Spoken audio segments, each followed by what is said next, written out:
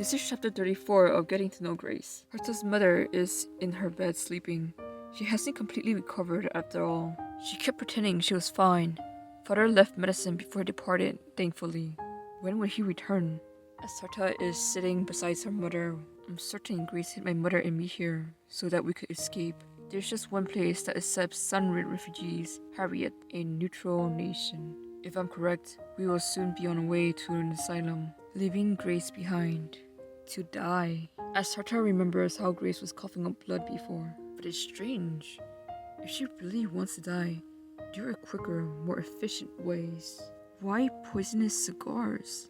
She remembers the conversation that Grace had with her father in the hallway. It is as you predicted. Exactly 7 days. She seems to be calculating the days, as if testing a prediction. Whatever it is there no way for Grace to escape too? If she stops smoking the cigars and father gives her consistent treatment, her life could be extended. Tat. She shudders. Knock knock. Who is it? Creak. A man enters. Miss Herta Richard? It's nice to meet you. I'm Mary Hobbins' younger brother, Brown Corwell. Oh, the housekeepers. Herta's mother finally wakes up. There's no time. I'll get to the point. We must make haste. We're moving to a different safe house, Mrs. Richard. Madame, are you unwell? I'm alright, just drowsy from my medicine. What about my husband? He said he would come here. We must first move somewhere safer and wait for the doctor there. The Duke has his men searching all over the country. Dump. But, on the contrary, another woman enters. If you take a carriage now and get stopped for an interrogation, you may be found out immediately. Pardon my manners. My name is Riley Swell. I'm an asylum broker. She picks up her briefcase. There is no such thing as a safe house for runaways. The only option is for oneself to be safe. Change into this and put on these lenses, as she hands Herta a pile of clothing. The problem is Madame has never been fitted for lenses, but blue eyes stand out too much. Now hiding them would be far riskier. But not to worry, I came prepared. I have something you can stick on. Stick on? She finished with Herta's mom. It's quite good. For something put together in a hurry, if I say so myself. Herta is dressed like a man with a hat hiding her long hair. I'll add some finishing touches to make you look more natural. Mother? Her mother now looks older. I will accompany you all the way to the asylum. You can count on me. I'm well worth my price. In the Duke's manor, the Duke, his right-hand man, and Mary are watching someone. Dr. Richard has his hands tied, and he has been beaten. I am behind every business that involves the herbs in this country. This is a poison herb called orson that grows in the jungle of the southern continent. Did you think I didn't know about it? I once studied the medical properties of orson in Sunrid. I was going to write a report to you as soon as I could. Your Excellency, how could I ever dare to kill you? My wife and daughter are hostages. I could never. Medical properties. That seems hard to believe. Orson does not cure complications. It causes them. And you expect me to believe collecting the herb was the reason you were skulking around at night? Especially when you knew I hate my ruse being broken. Mary doesn't say anything.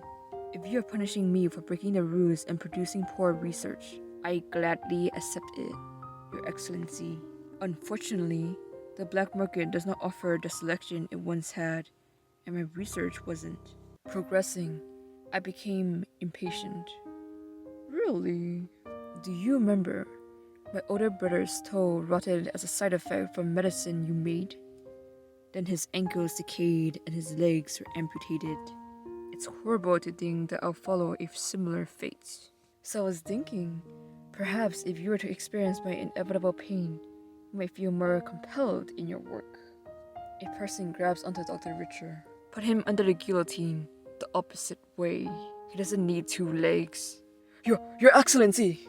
I made a mistake, Your Excellency! Please, forgive me! As the man tries to haul him to the guillotine, Dr. Richard's leg is inside the guillotine. Creak! Mary covers her eyes. Grace enters the room. Stop it! The Duke stares at Grace. Grace puts a knife on her neck. Stop. Andrew, what are you doing? If you don't want a nick on my body, let go of Dr. Richer. A bride offering to the royal family should be free of any blemishes, don't you think? How strange. What is this man's life to you? I promised Herta that I would protect her family.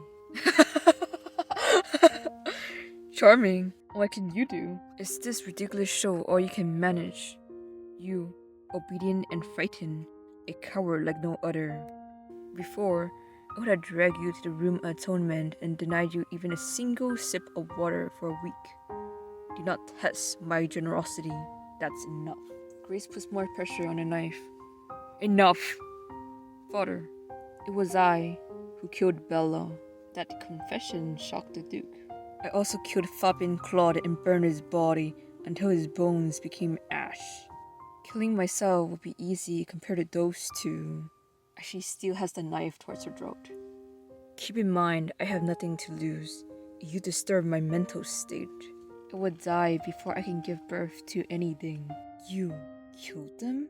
Why should I believe you? On the hill behind Lillian's annex, you'll find a bloody jacket and Bella's dress buried in the ground. The Duke stares at Grace, trying to see if she's lying, while Grace stares back at her father. It appears I must delay cutting the doctor's legs. However, the doctor will be locked up in a dungeon until I get a full understanding of the situation. Thank you. Grace removes the knife from her neck. The housekeeper will care for Andrew's wound. There mustn't be a scar. Yes, Your Excellency. As Mary walks to Grace, she puts a hand on her shoulder, guiding her. The Duke is lost in thoughts. And that is the end of the chapter.